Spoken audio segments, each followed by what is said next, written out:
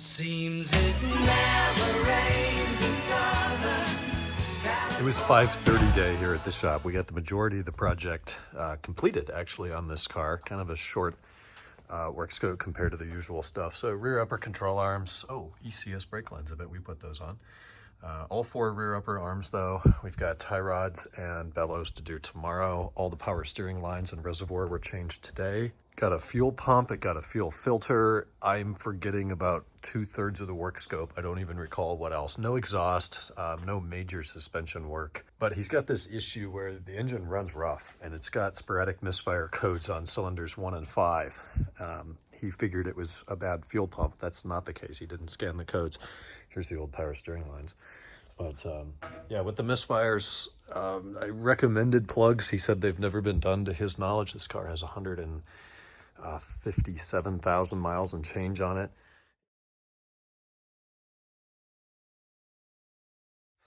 It's a little bit buggered here and quite a bit buggered here, which is unfortunate. I don't know what the heck went in there. I mean, that's a pretty deep gouge, not to mention the dent, but suspension's in pretty good shape on this car. Actually, it's fairly healthy. It's got coilovers on it. He's got M5 style front and rear bumpers, though not genuine. And the lovely style 5s. It's a silver car with a black sport interior, and I don't think it's got folding seats. We can't tell from the bottom cushion here. But it is black, which is nice. My dad went up to Orange County today and picked up the transmission for this car that was resealed, so that will be going back in tomorrow. I think we'll put Sergio on this project or move him to the 530 and have Mike come over here. But with the rear main and flywheel and clutch done, it is ready for the transmission and drive shaft. Drive shaft just needs a new center support. No, we did that.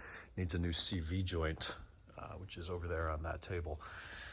Jerry's car is back inside, the 2000 carbon black. I think it's a 2000. It's got the tail lights. Yeah, those are the retrofit lights. New bumper has arrived. It goes in for paint on Monday, and we're going to need to pull both bumpers since the rear one's going to be refinished as well, just reusing that part. And then he authorized that front suspension work where the bracket that the top part of the stabilizer link attaches to the wheel carrier, all of that stuff was loose. We're missing a bolt, so I got those parts in today. The X5 got a new fuel pump and level sender unit on that side. Here's the old one, which is not branded. The Delphi is the original and has a big Delphi sticker on it, and this just doesn't. So I'm guessing this is just a really cheap kind of budget aftermarket part. As I look around for some sort of an indication of brand, there's just nothing on it. So obviously they were very proud of it to put their name all over it. M5 is back in. It's actually kind of misting, raining a little bit. We've got this storm and low pressure zone moving through today and tomorrow. It isn't bringing significant rainfall, but kind of a mist. And I want to drive the 540 now that it's mostly put back together, everything but the A-pillars because the windshield's going in Friday. What I was talking about last night, these hinges, I don't think we'll see much with the side bolsters in, but so these are my original leather panels that were just put over new forms or whatever is behind the leather, and they're not perfect. This one's a little shrunken. There's a bit of a gap there compared to my original one, but it does clip in and there's a lot less rattles, and that's what I'm more concerned about. But if we open up the seat, if this weren't here, you can kind of see there's an 18mm bolt down there. If you take that out, and then here, this middle hinge thing, see that 8mm fastener, take that off and hinge the hinge out of the way, and then you're able to remove the whole seat, and you'll find a black grommet here and another grommet there, which is what it actually articulates on.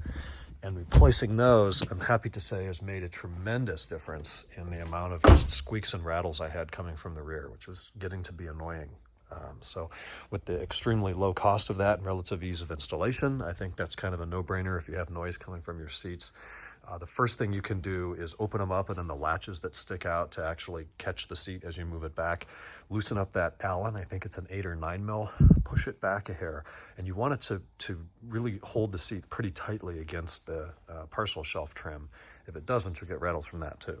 And we had anthracite caramel picked up and paid for today, so that's out of the way. There's 3 more cars out back. The goal is to get that down to 0. We do have more projects scheduled and more stuff coming in, but I don't want to have 15 cars here. That's just too many.